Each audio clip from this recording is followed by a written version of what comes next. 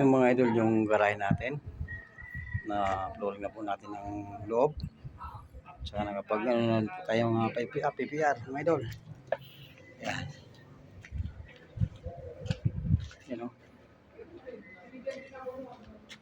Na flooring na po natin mga idol.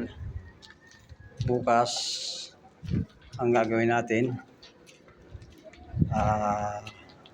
lalagyan na lang tayo dito ng runner. Yan sa biga na yan, maglalagay tayo ng runner. Sasara natin yung poste. Yan mga idol oh. Yan. Runner lang gagawin natin yan. Tapos na po ang ating flooring. Pati sa CR. Yan. Maka-installation na po tayo ng tip para sa tubig. Yan mga idol. Okay. Thank you for watching mga idol.